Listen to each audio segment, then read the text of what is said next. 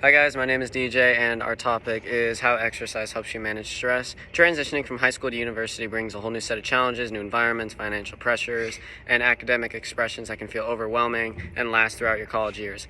Recent research shows that about 77% of undergrad students report experiencing stress transferring over to the new environment from high school to college. However, there is a tool that's accessible, empowering, and far less stigmatized than traditional treatments. That tool is exercise. Let's break down how exercise can relieve stress and improve your overall mental health. Hi, my name is Peyton, and before we get into exactly how exercise can help with stress, we have to talk about what stress does to the body. It's important to understand what's actually happening. So when stress hits, your body tends to activate its built-in survival system, also known as the fight or flight response. These stress hormones kick in, raising your heart rate, tightening your muscles, and just preparing you for action. This response is normal, but when it stays on for too long, it turns into chronic stress, and that's when it really starts to take a toll on the body. Research shows that it can lead to fatigue, poor sleep, anxiety, and even depression. And you might feel it physically, but you can also feel it emotionally through becoming more irritated and just overwhelmed.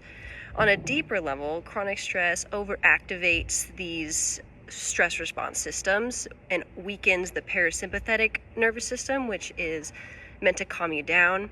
This imbalance fuels the psychological and physical symptoms of stress, and according to Harvard Health, stress can affect your entire body, showing up as restlessness, neck or back pain, tight chest, rapid heartbeat, or even hyperventilation, which these reactions can build on each other, creating a just vicious cycle that makes everything feel worse. And this is exactly where exercise steps in.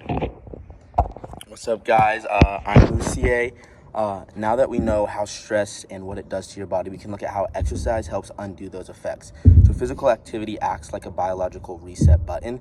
When you move your body's stress hormones like cortisol and adrenaline start to decrease, allowing your system to shift out of that constant fight or flight mode. Exercise causes your body to release endorphins, which are going to be your natural mood lifters and help reduce pain. And this will create a sense of calmness and just kind of well-being overall. Exercise also improves sleep, boosts mental clarity, and provides a physical outlet for all that built up tension and anxiety. And over time, the improvements you gain, like your increased strength, better energy, and greater confidence, can overall just kind of enhance your self-image and kind of make you a little bit more resilient to stress. So the good news is that you don't have to take long hours in the gym to feel these benefits. Harvard Health recommends just moving daily and when possible. So just like even 10 to 15 minutes of physical activity a few times a day is enough to help reset your stress response. There's also growing evidence supports that mind-body exercises are really beneficial. A study is coming out just saying moderate intensity physical activity like yoga just kind of helps reduce cortisol levels up to 40 or 82%. And is especially effective for managing just acute stress before it escalates. So whether it's just like 3 short runs a week, a quick lift, a stretch session, or even just walking to classes instead of scootering, exercise just gives your mind and body the tools to move out of the stress and back into the balance and just kind of reduce. I'm Andrew. So basically you might be wondering how to incorporate exercise into your schedule. Well, the good news, it's not difficult. You can just start small, aim for 30 to 40 minutes a day, be on your feet, move around, just be active. And, there's simple alternatives to this too. Instead of scootering to class, you can just, walk. It's not that hard.